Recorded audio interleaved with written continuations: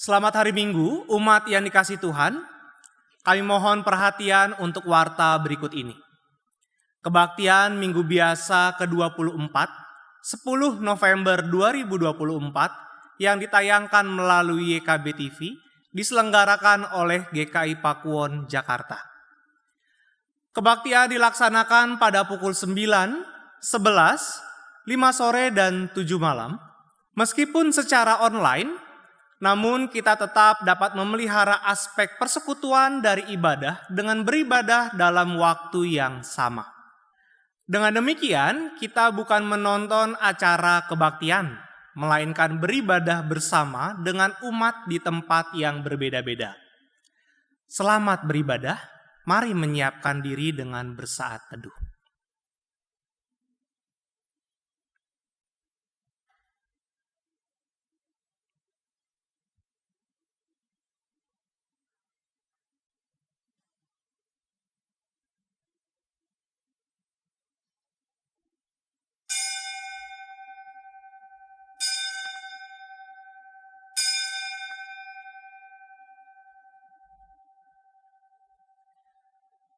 Umat yang terkasih, Mazmur pasal ke-46 ayat yang ke-11 menyatakan, "Diamlah dan ketahuilah bahwa akulah Allah. Akulah yang ditinggikan di antara bangsa-bangsa, ditinggikan di bumi." Marilah kita menyanyikan Tuhan Allah hadir dengan sepenuh hati, mengakui bahwa Tuhan yang Maha Kudus ada di antara kita.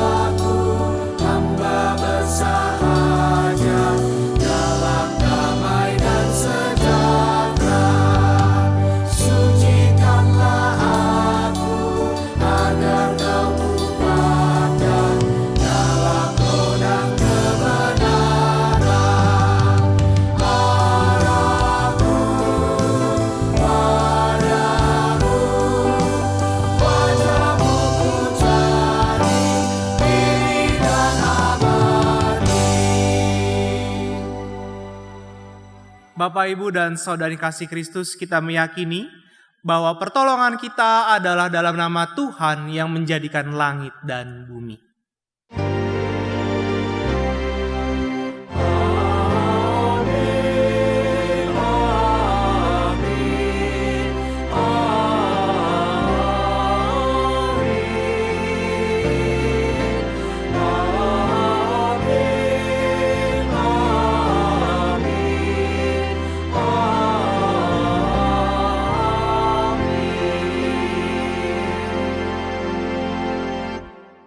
Tuhan beserta saudara. Dan beserta saudara juga.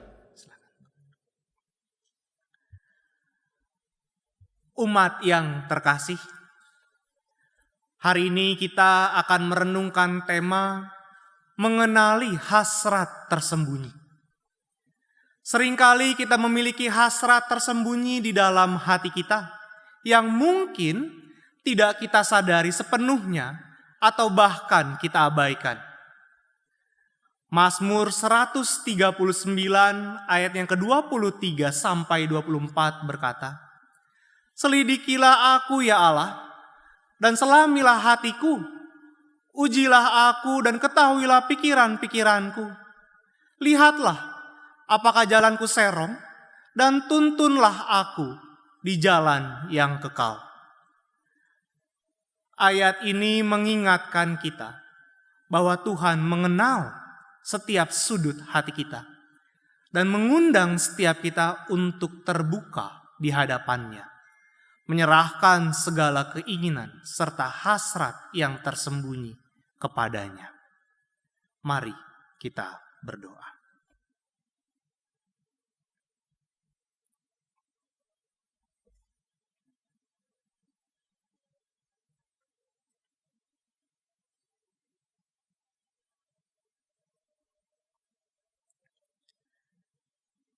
Ya Allah yang Maha Tahu, tidak ada yang tersembunyi bagimu.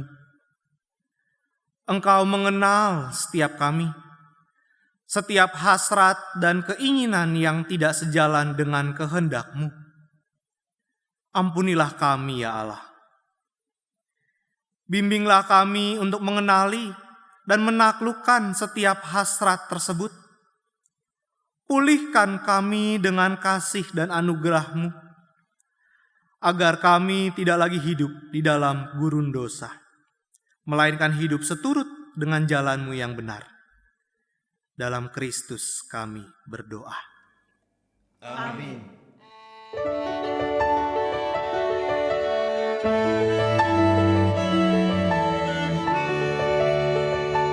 Ku amat haus di gurun dosa dan celah, tak ku dapatkan air yang segar, tetapi ku hampiri salib Golgota, ku dapat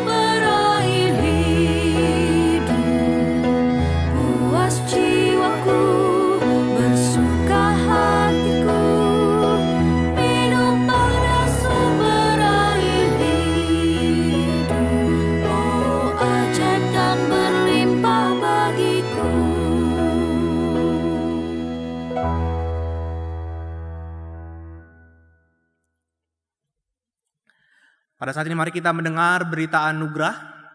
Berita anugerah yang disampaikan kepada kita melalui 1 Yohanes pasalnya yang pertama, ayat yang ke-9 yang menyatakan, jika kita mengaku dosa kita, Ia setia dan adil, sehingga Ia akan mengampuni segala dosa kita dan menyucikan kita dari segala kejahatan.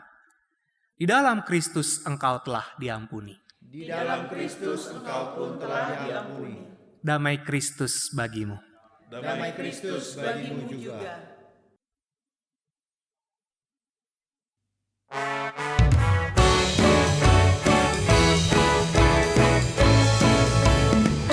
Bersukacitalah selalu, tunjukkan wajah gembiramu.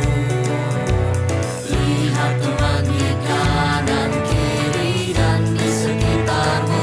Berikan salam damai, karena kasih karunia serta pengampunannya diberi. Hiduplah dalam damai, seorang dengan yang lain. Itu kehendak Tuhan bagimu. Bersukacitalah selalu, tunjukkan wajah gembiramu. Lihat teman di kanan kiri dan di sekitarmu. Berikan salam damai, karena kasih karunia serta pengampunannya diberi. Hiduplah dalam damai, seorang dengan yang lain. Itu kehendak Tuhan bagimu.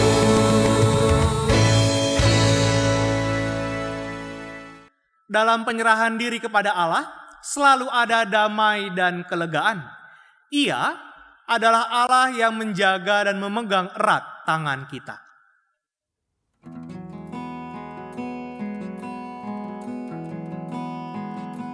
Ku berserah kepada Allahku, di darat pun di laut menderu.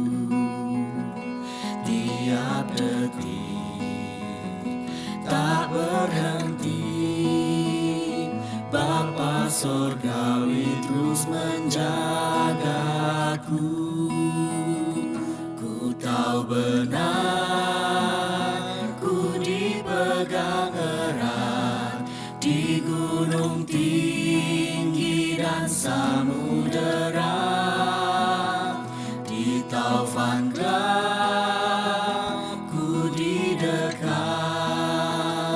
Bapa Sorgawi terus menjagaku.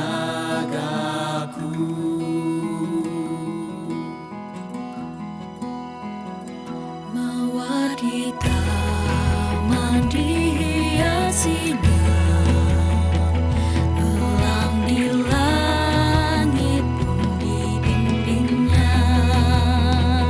Dia tentu besertaku, Bapa Sorgawi terus menjagaku.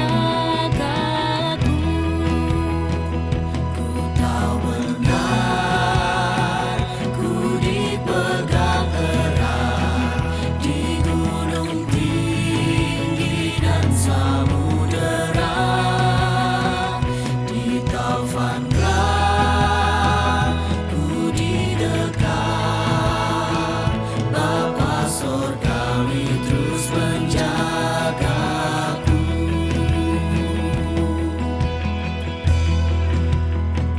Meski berjalan di lembah gelap, Gembala baik membimbingku tetap. Ku diempat dan tak gentar, Bapa Sorgawi terus menjagaku. Ku tahu benar, ku dipegang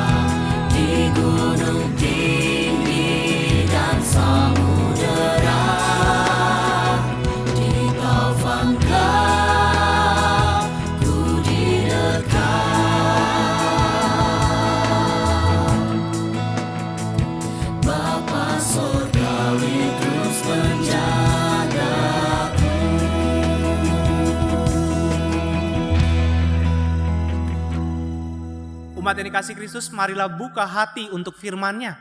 Bukalah pikiran dengan terang hikmat Tuhan. Bukalah diri kita untuk dibimbing Allah. Maka mata, hati, dan mulut kita diisi oleh kasih-Nya.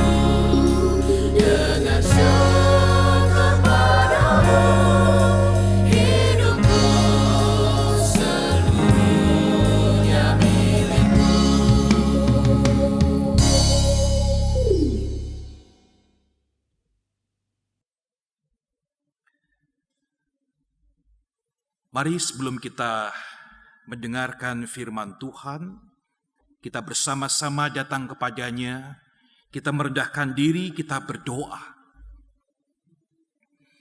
Tuhan, saat ini tibalah bagi kami untuk mendengarkan suara-Mu. Kami semua rindu untuk itu ya Tuhan. Di tengah perjalanan hidup kami, yang penuh dengan kancah dan perjuangan, penuh tantangan, rintangan, penuh dengan godaan. Kemana lagi ya Tuhan kami harus datang? Hanya kepadamu kami datang Tuhan. Hanya kepadamu kami berharap ya Tuhan. Berbicaralah kepada setiap kami. Bimbinglah kami ya Tuhan. Tunjukkan Tuhan apa yang harus kami lakukan, sehingga Engkau boleh berkenan, bersuka melihat kami. Itu kerinduan kami ya Tuhan. Untuk itu mohon Tuhan, Engkau sendiri membimbing kami. Baik hamba-Mu yang akan memberitakan firman, ataupun setiap kami yang mendengarkannya.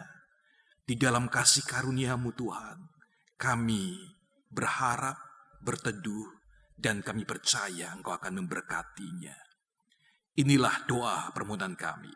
Di dalam Kristus Yesus, Juru Selamat kami yang hidup itu, kami sudah berdoa. Amin.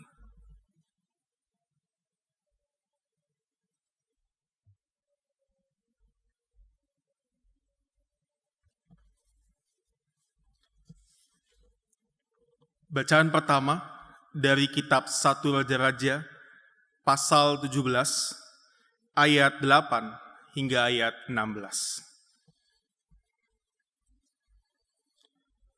Lalu datanglah firman Tuhan kepada Elia, "Pergilah sekarang ke Sarfat di wilayah Sidon, dan tinggallah di sana.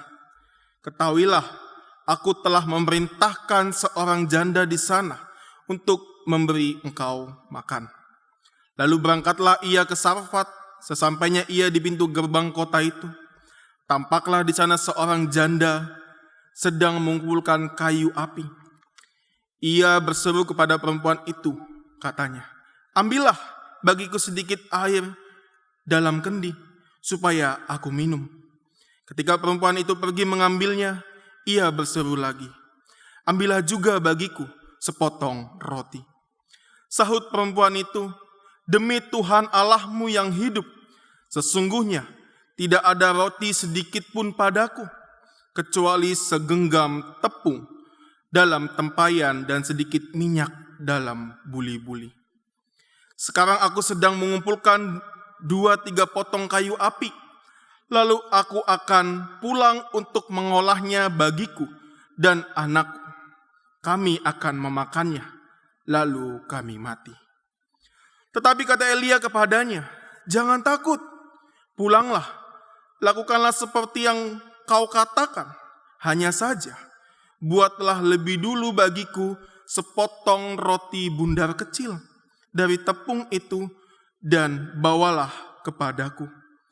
Sebab begini firman Tuhan Allah Israel, tepung dalam tempayan itu tidak akan habis, dan minyak dalam buli-buli itu pun tidak akan berkurang sampai pada waktu Tuhan memberi hujan ke atas muka bumi."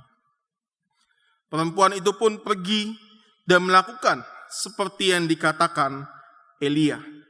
Perempuan itu dan seisi rumahnya serta Elia mendapat makan hari demi hari.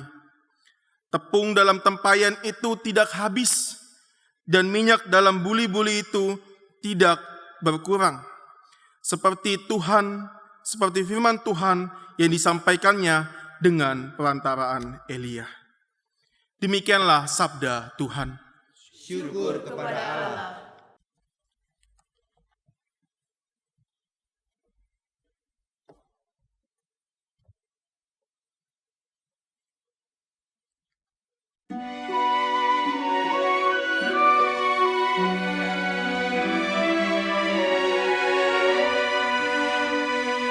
Puji Tuhan, haleluya.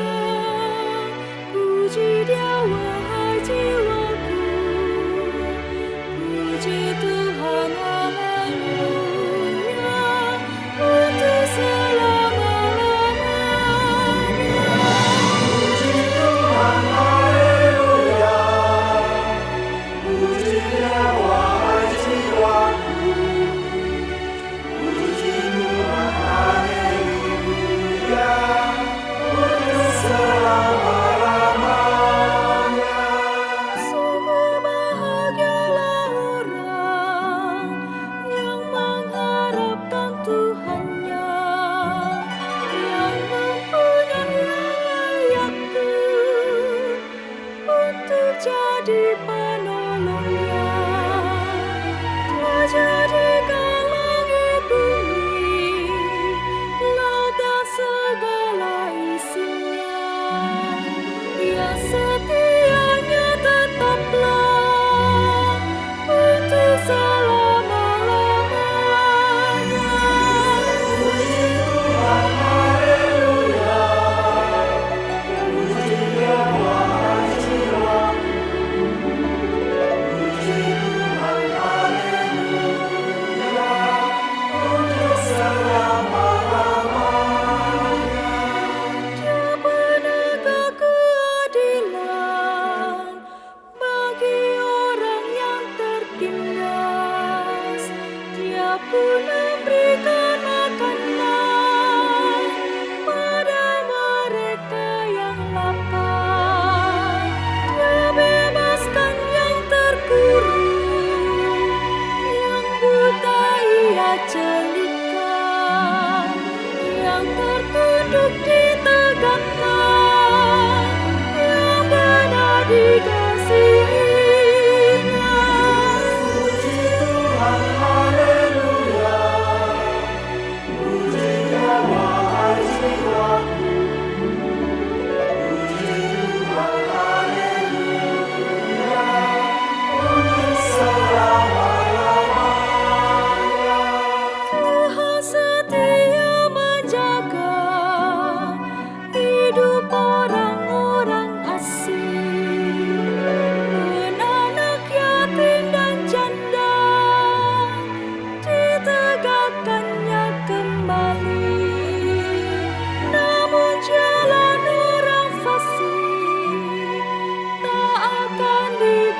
hatinya, jalan-jalan orang fasik pastikan dibengkokkannya.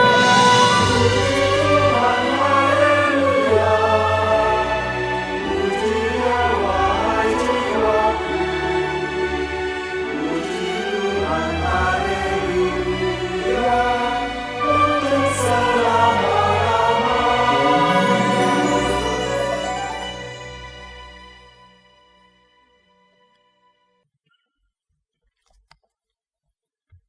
Bacaan kedua dari surat Ibrani pasal 9 ayat 24 sampai ayat 28.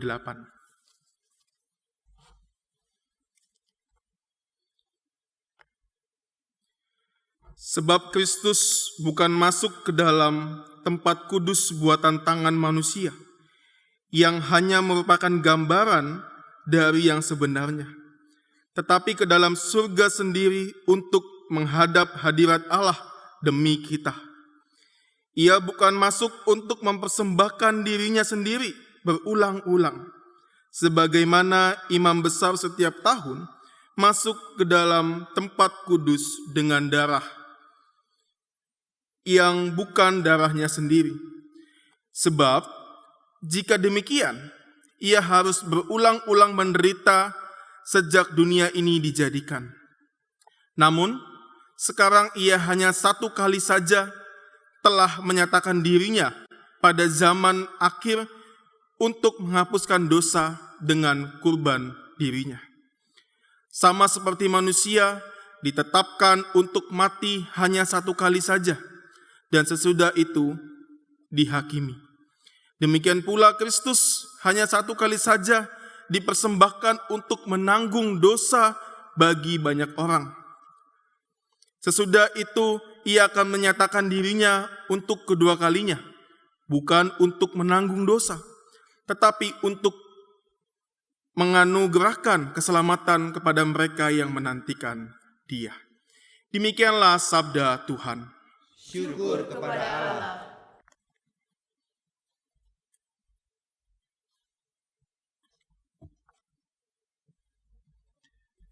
Injil Tuhan kita Yesus Kristus menurut Markus pasal yang ke-12 ayat 38 sampai dengan 44. Markus pasal 12 ayat 38 sampai dengan 44.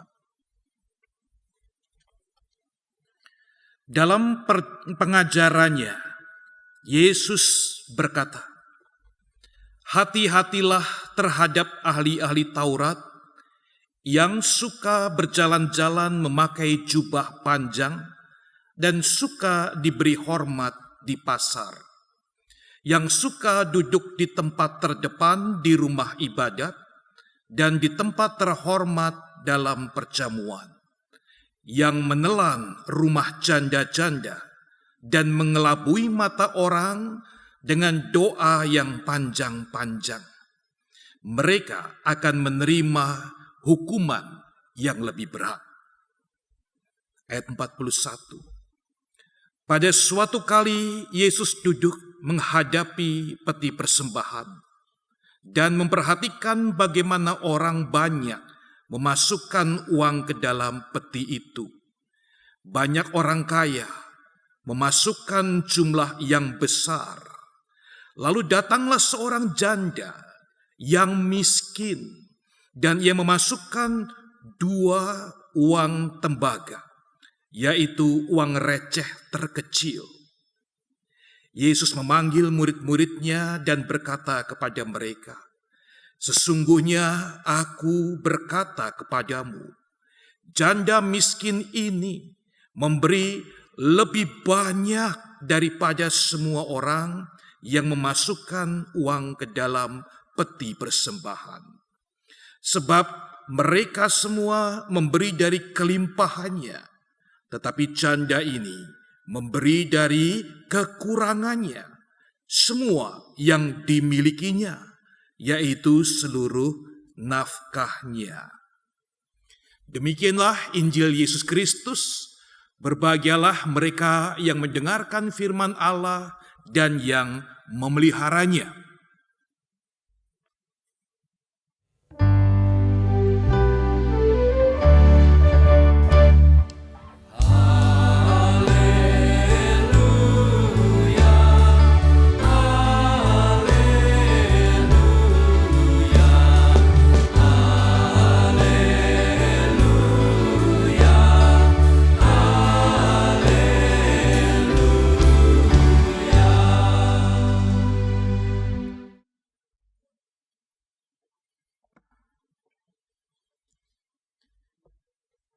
Bapak, Ibu, Saudara sekalian, dimanapun kita saat ini berada dan mengikuti ibadah saat ini. Salam sejahtera bagi kita semua, Shalom. Jemaat Tuhan, hasrat yang tersembunyi. Kita mengenali hasrat yang tersembunyi. Nah, ada sebuah wisdom dari timur yang mengatakan demikian. Tahu orang, tahu muka, tapi tidak tahu hati. Ya, jadi tahu orangnya, lalu kemudian lebih kenal lagi mukanya, tapi nggak tahu hatinya.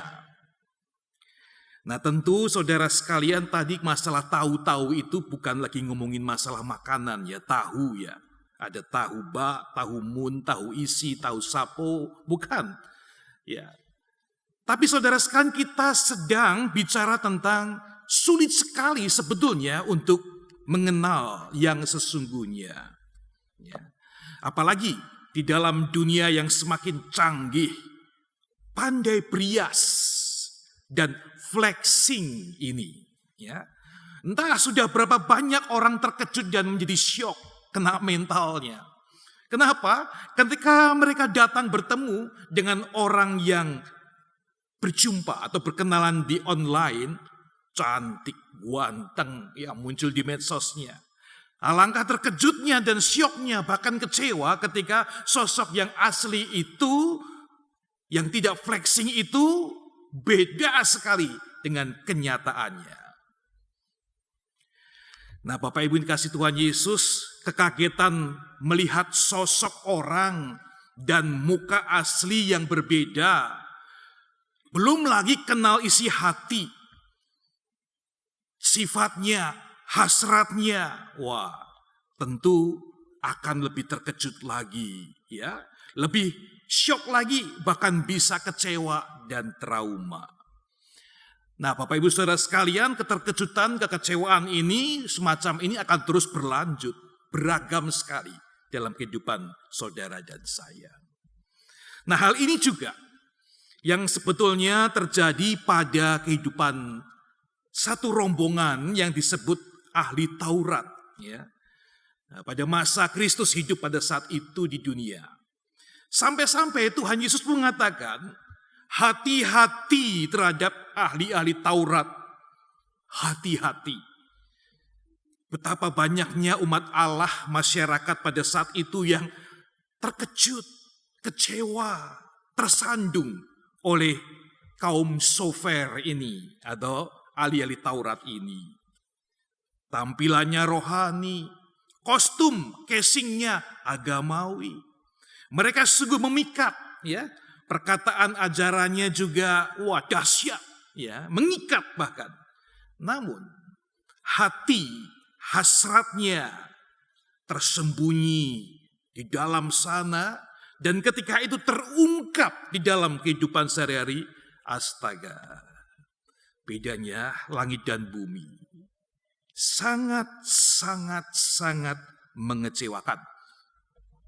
Nah, itulah yang membuat Tuhan Yesus di dalam bait Allah ketika saat itu sedang mengajar, mau tidak mau harus menyinggung rombongan sofer ini. Tentu kita tahu bahwa pengajaran bukan untuk ngomongin orang, pengajaran bukan untuk nyindir orang, pengajaran juga bukan untuk membela diri dan keuntungan sendiri. Ya, tapi pengajaran itu ketika kebenaran dinyatakan, maka akan menerangi dengan jelas, bahkan mengungkap hasrat yang tersembunyi di balik jubah rohani siapapun juga. Tuhan Yesus kita itu menunjuk flexing rohani yang mereka miliki. Ada beberapa hal. Kalau kita melihat ayat-ayat tadi, pertama, suka berjalan-jalan, suka memakai jubah panjang, suka menerima penghormatan di pasar, suka duduk di tempat-tempat terbaik, terjemahan lama mengatakan terdepan, dan di tempat terhormat dalam perjamuan. Bukan hanya di ibadat, tetapi perjamuan. Suka mengucapkan doa yang panjang-panjang. Jemaat Tuhan, tentu kita apresiasi terlebih dahulu ya kepada mereka. Mereka yang belajar dengan tekun dan bayar harga untuk mendapat ilmu, skill, kesalehan, sampai level memakai jubah panjang. Kan semua orang bisa pakai jubah panjang. Kita juga apresiasi tidak semua orang mau ke sana dan memberi diri sebagai sofer atau ahli Taurat. Kita mesti apresiasi karena mereka ini mau jalan-jalan loh. Mereka turun lapangan, mereka mau belusukan. Daripada berdiam diri di tempat yang tinggi, tidak tersentuh. Kita juga apresiasi kepada mereka yang bersedia duduk di paling depan, ya, di tempat ibadah. Jemaat Tuhan, betapa sulitnya kita di gereja-gereja ibadah-ibadah melihat tempat depan itu penuh.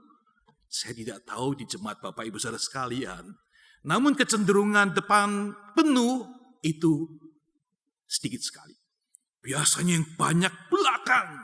Dan dihimbau bagaimanapun juga agak sulit depan duduk penuh. Ya, kita juga harus apresiasi karena mereka harus duduk berhadapan dengan jemaat. Itu tradisi yang sempat diulik. Ya, mereka duduk di dekat peti kitab-kitab yang ada di dalam bait suci itu dan mereka menghadap ke jemaat. Ya, saudara sekalian, kita apresiasi dengan pencapaian dan apapun yang mereka lakukan itu, ya. Kita juga kagum dengan mereka karena doanya panjang. Sedangkan sebagian orang mungkin enggan dan malas berdoa. Nah, sekarang masalahnya di mana saudara sekalian? Masalahnya adalah jubah yang mereka bikin itu lebih panjang jumlahnya daripada jubah pada umumnya. Ya. Mau tunjukkan lebih rohani. Jalannya itu mondar-mandir kayak setrika, bolak-balik, pamer, cari kesempatan. Ya. Duduknya itu untuk menunjukkan kalau saya tidak duduk di sana, di bawah. Saya spesial VIP. Doanya itu menunjukkan betapa mereka intim dengan Tuhan. Sampai begitu layaknya ngomong apapun dan bisa menghakimi orang. Nah saudara, masalahnya bahkan ini Kristus tadi tegur di dalam catatan Markus adalah itu semua dipakai untuk menutupi sisi gelap mereka yang mencari untung pribadi, nama dan materi. Salah satunya menelan aset para janda. Ayat 40, yang menelan rumah janda-janda dan mengelabuinya dengan ucapkan doa yang panjang-panjang. Janda-janda itu mungkin tidak berpikir panjang, tapi rombongan sofer ini doanya memang panjang, Bapak Ibu. Panjang sekali pikirannya, panjang sekali bagaimana untuk mendapatkan untung. Dan ini membuat syok yang panjang di tengah umat. Teganya membuat kecewa dan banyak orang tersandung. Saudara, itulah hasrat mereka. Hasrat mereka, motivasi mereka. Yang semua itu adalah fokus pada diri dan sama sekali tidak fokus kepada Allah. Sama sekali untuk kepentingan diri, kemuliaan diri, bukan untuk kemuliaan Allah. Sama sekali bukan untuk jadi berkat, tapi dirinya selalu yang mendapat berkat. Nah hari ini saudara sekalian, Kristus mengatakan rombongan ini adalah mereka pasti akan menerima hukuman yang lebih berat. Kristus bukan mengutuki, tetapi Kristus peduli dan ingin siapapun juga untuk berbalik, tidak seperti itu. Penginjil Markus jelas sekali niatnya Tuhan Yesus. Dia di dalam pimpinan Roh Kudus, Markus menulis bagian berikutnya, langsung menyambung dengan seorang janda yang memberi persembahan. Tadi orang-orang sofer ini, para ahli Taurat, mereka bahkan menelan janda-janda punya properti atau aset. Berikutnya Markus menyambungkan bahwa ada janda di mana mereka ini rombongan yang tertindas, mereka yang terabaikan, bahkan dimanipulasi. Justru mereka melakukan sesuatu yang berbeda. Di hadapan Kristus memberikan persembahan. Saudara sekalian, Yesus mengamati ketika janda ini memasukkan uangnya dalam kotak persembahan. Kotak persembahan masa itu, saudara sekalian, menarik sekali menurut penafsir yang mengungkapkan ada banyak kotak sebetulnya di sana. Salah satu kotaknya, kalau nggak salah itu kotak nomor 13 katanya, adalah untuk persembahan orang susah, persembahan diakonia, persembahan membantu peduli kepada janda-janda miskin, anak-anak terlantar yang kena bencana. Dan janda miskin itu menuju ke kotak nomor 13 itu dan menyemplungkan 2 peser uang. Saudara, Tuhan Yesus melihat hasrat yang tersembunyi di dalam janda itu. 2 peser uang tidak seperti milik orang kaya yang ketika dituangkan ke dalam kotak bunyinya gemerincing dan menghibur pengurus bait suci tentunya. Wow, banyak persembahan. Tapi 2 peser uang itu, saudara sekalian, diabaikan. Namun 2 peser uang itu mengusung hasrat yang luar biasa. Rombongan janda-janda ini perlu diperhatikan. Mereka merasa cocok kalau orang perhatikan dan menolong saya. Tapi justru janda ini memberikan pertolongan kepada mereka yang susah. Mereka yang terabaikan dengan kasih yang begitu kuat. Dan membawa seluruh nafkahnya hari itu 2 peser dimasukkan ke dalam kotak. Artinya itulah kehidupan dia hari itu diberikan semua. Saya tidak tahu apakah janda ini punya tabungan, saya tidak tahu. Tapi saudara sekalian, Yesus memuji dia. Orang ini memberikan yang terbaik lebih daripada orang-orang kaya yang lain. Karena apa? Hasratnya itu, saudara. Luar biasa. Saudara, janda ini tahu sekali bahwa hidupnya sampai detik itu dipelihara Allah. Sehingga dia mengaminkan apa yang terkatakan di dalam Mazmur 146 tadi ayat 9. Tuhan menjaga orang-orang asing dan anak yatim, janda ditegakkan kembali mereka. Diaminkan itu. Maka dia punya hasrat untuk mengasihi, menghormati, memberi yang terbaik untuk Tuhannya. Karena dia sudah diberi yang terbaik. Janda ini juga belajar tentunya. Dari kisah-kisah, mungkin dari orang tuanya, dari berikutnya orang tuanya, dari berikutnya lagi. Bahwa ada janda lain di dunia ini. Dalam masa perjanjian lama, bahkan janda itu bukan orang Yahudi, bukan umat Allah. Janda itu tidak tinggal di Yerusalem dan tidak pernah ketemu bait suci. Janda itu orang kafir, dia ada di Sidon, di Sarfat. Namun janda itu bisa mempunyai hati yang penuh cinta, kasih kepada Nabi Abdi Allah Elia, dengan memberikan bekal terakhir, makanan terakhir untuk dia dan anaknya, di tengah kemarau yang panjang dan ganas itu. Setelah itu semua diberikan, maka besok tidak tahu mau makan apa dan mereka menunggu mati saja. Janda itu bersedia memberi. Saudara, hasrat apa yang ada di dalam janda itu sebetulnya? Janda itu punya kepedulian, punya kasih. Janda itu percaya dan belajar beriman dari perkataan sang nabi. buatkan makanan untuk aku, maka tidak akan habis tepung dan minyakmu. Saudara yang dikasihi Tuhan Yesus, jadi di sini jelas sekali peristiwa ini tidak ada urusan untuk pamer diri. Tidak ada urusan untuk flexing sama sekali. Aku lakukan ini supaya dapat berkat. Oh tidak. Aku lakukan ini supaya keren di akhir hidup saya. Oh tidak. Saya lakukan ini planning agar viral dan demi follower yang banyak. Bukan, saudara. Yang mereka lakukan janda itu, bahkan yang janda di dalam bait suci itu pun dengan hasrat untuk melayani Tuhan, memberi yang terbaik untuk Tuhan, peduli kepada sesama yang membutuhkan. Bapak Ibu dikasihi Tuhan Yesus, hari ini bagaimana dengan saudara dan saya? Apakah kita mempunyai hasrat yang jelas seperti itu? Sudahkah kita lihat kembali, ya, kesulitan-kesulitan, tantangan, pergumulan kadang sangat menguji apakah hasrat itu adalah hasrat yang Tuhan berkenan, ataukah hasrat yang palsu, yang hanya flexing saja. Saudara tidak mudah memiliki hasrat seperti itu, yang asli itu. Perlu pertobatan yang tuntas. Bahkan Martin Luther pun sempat menyinggung tentang pertobatan itu.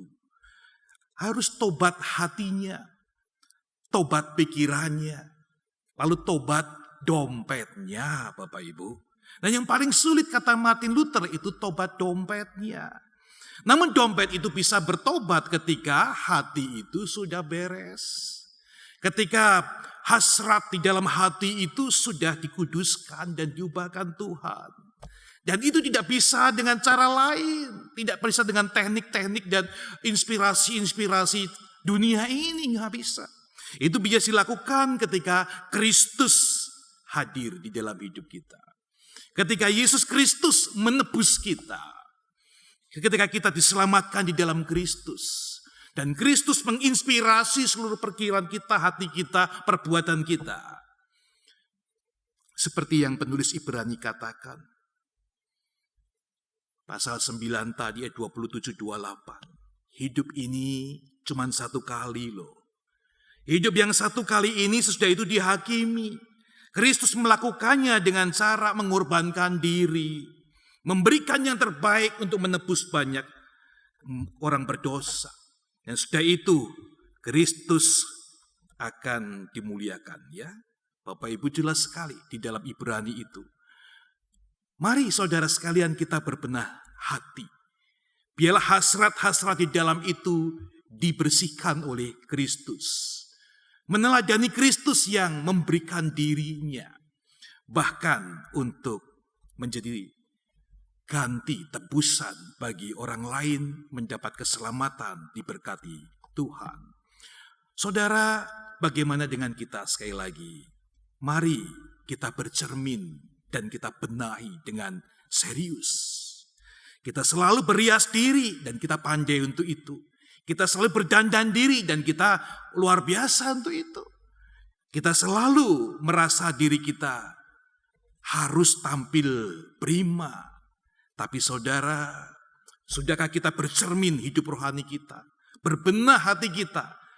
Hasrat-hasrat yang muncul itu adalah hasrat yang menyenangkan Allah. Dan menjadi berkat bagi sesama kita. Saudara, mari kita berbenah. Kita menjadi pribadi-pribadi yang tidak seperti rombongan itu. Yang hanya flexing rohani. Dan penuh dalam kemunafikan. Kita ingin menjadi pribadi yang otentik, punya hasrat seperti Kristus, dan memuliakan Allah menjadi berkat. Jangan pernah menyerah saudara. Mungkin kita pernah gagal untuk itu, bangkit lagi. Terus maju untuk memuliakan Tuhan. Kiranya Tuhan menolong kita semua Bapak Ibu, mari kita masuk di dalam saat hening.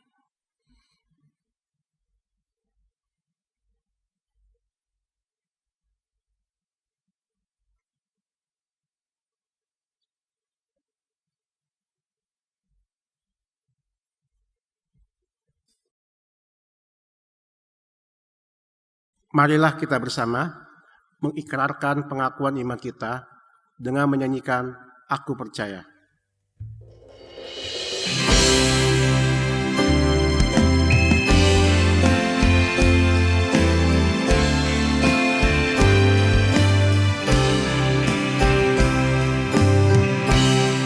Percaya kepadamu, Allah Bapa yang kudus, pencipta isi dunia, yang memberi kehidupan kepada makhluk semesta. Percaya kepadamu, Tuhan Yesus penebus, Kau menyerahkan dirimu, menanggung siksa dan celah, mati dan bangkit bagiku. Aku percaya padamu, Bapa, Putra, Roh Kudus, Allah Tritunggal. Aku percaya,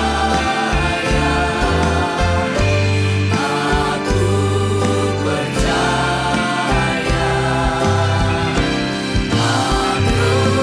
percaya, padamu, Bapa, Putra, Roh Kudus, Allah Tritunggal. Aku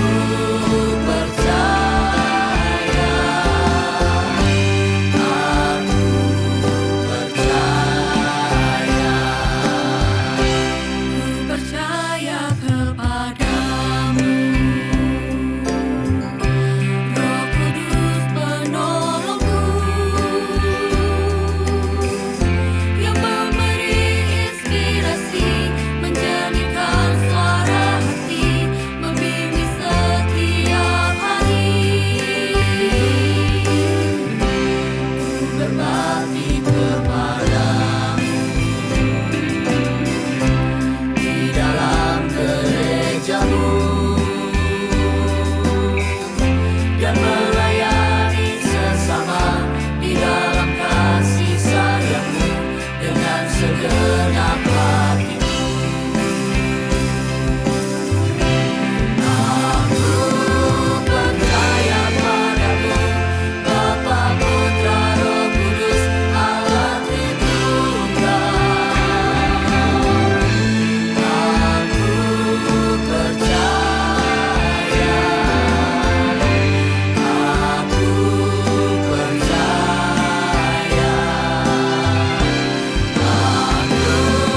percaya, padamu, Bapa, Putra, Roh Kudus, Allah Tritunggal. Aku percaya, aku percaya.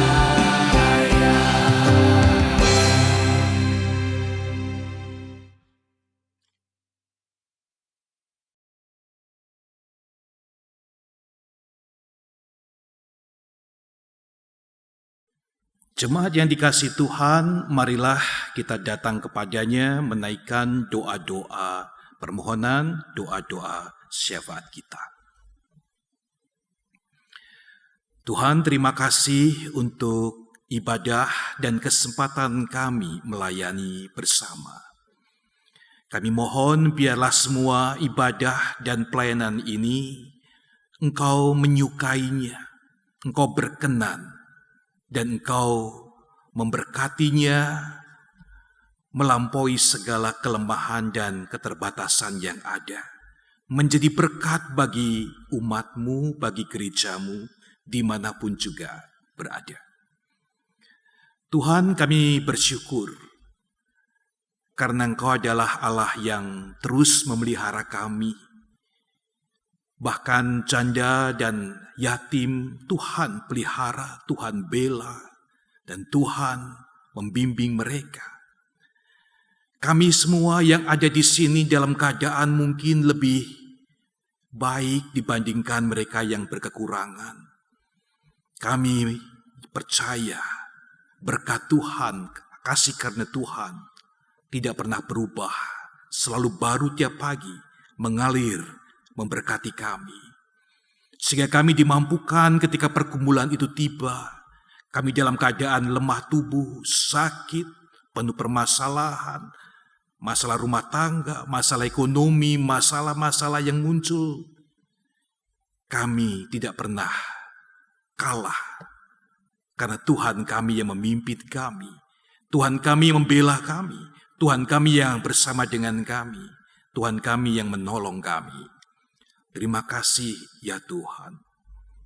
Tuhan, kami juga memohon agar kami memiliki hati hasrat seperti janda-janda yang disebutkan di dalam firman. Mereka orang-orang yang mencintai Engkau, karena mereka sudah mengalami cinta itu. Biarlah kami pun menyatakan cinta itu kepada Tuhan dan sesama. Walaupun kami sendiri dalam kesulitan dan pergumulan, tapi Tuhan beri kami kekuatan, hikmat dan pimpinan untuk menjadi berkat. Baik melalui gereja Tuhan, dalam setiap kegiatan yang ada, maupun di dalam kehidupan rumah tangga kami, dan juga di dalam keseharian kami, pekerjaan, dan dimanapun kami berada. Terima kasih Tuhan. Tuhan, kami mau menyerahkan bangsa dan negara kami ke dalam tangan-Mu. Tuhan, tolong perjalanan selanjutnya setelah terjadi pergantian pimpinan, kekuasaan, presiden dan wakil dan jajarannya yang baru. Tuhan, kami percaya, kami belajar untuk bersama Tuhan berjalan di tengah segala sesuatu yang berubah dan baru ini. Karena kami tahu Tuhan membimbing melalui pemimpin-pemimpin kami. Berkati mereka Tuhan, pakai mereka Tuhan agar bangsa dan negara ini semakin baik lagi. Terima kasih Tuhan. Kiranya dari semua doa-doa permohonan kami ini, nama Tuhan sendiri yang dipermuliakan. Dengarkan doa permohonan kami yang kami naikkan di dalam Yesus Kristus, Tuhan dan Juru Selamat kami, yang mengajar kami berdoa demikian.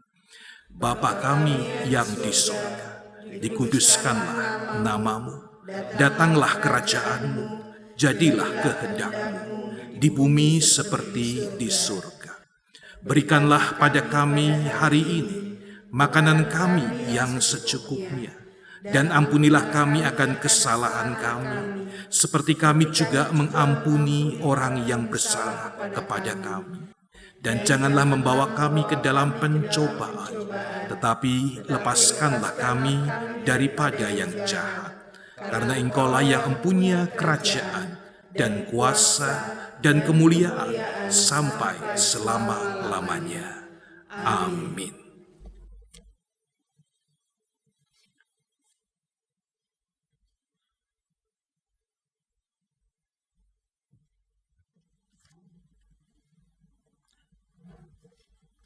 Saat ini kita akan menyatakan syukur kepada Allah melalui persembahan kita dengan mengingat firman Tuhan dari 2 Korintus 9 ayat 7 yang menyatakan, hendaklah masing-masing memberi menurut kerelaan hatinya, jangan dengan sedih hati atau karena paksaan, sebab Allah mengasihi orang yang memberi dengan sukacita.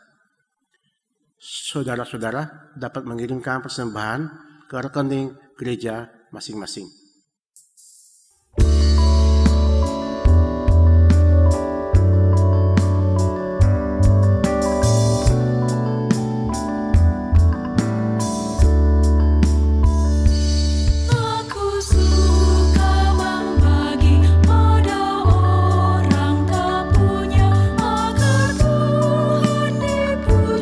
Tiap orang di dunia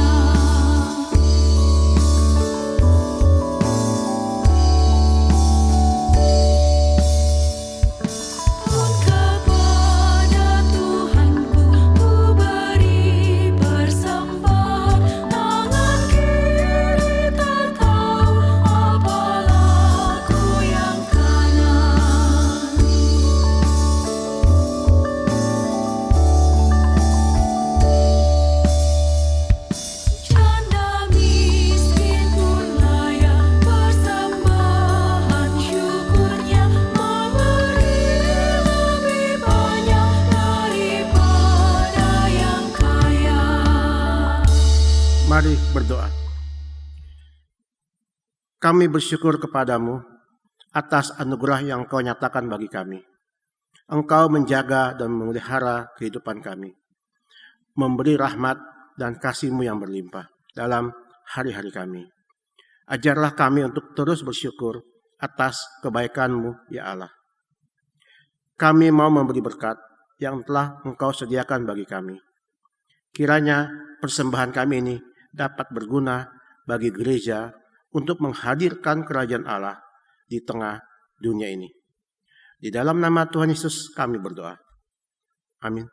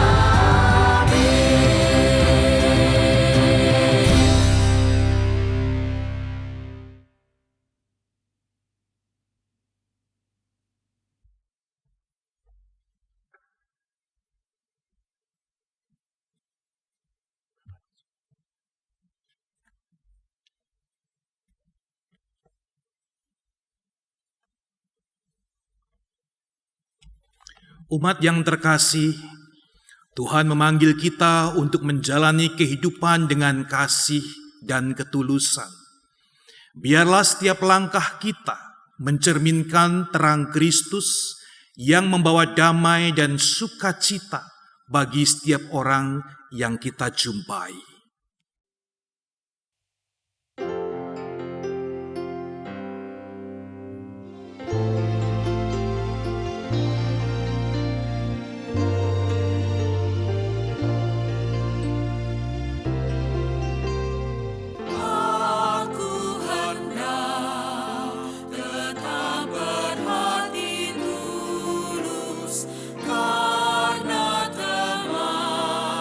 Mempercayai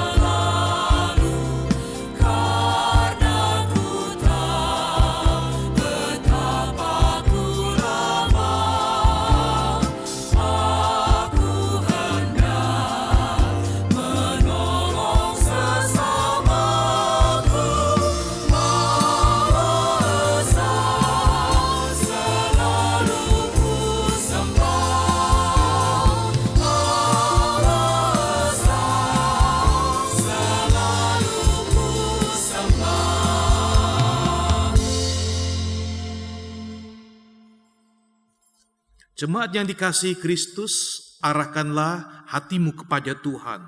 Kami mengarahkan hati kami kepada Tuhan. Jadilah saksi Kristus. Syukur kepada Allah, Terpujilah Tuhan. kini dan selamanya. Kiranya kasih Allah Bapa merahmati hari-harimu dengan cinta dan sukacita. Kiranya Kristus Sang Sahabat setia menemani perjalananmu, keteguhanmu dalam melakukan kehendak-Nya. Kiranya Roh Kudus Sang Penghibur memberikanmu kekuatan untuk melakukan kehendak Allah. Kiranya Allah, Bapa, Yesus Kristus, di dalam persekutuan Roh Kudus, mengiringimu dari kini sampai selama-lamanya. Amin.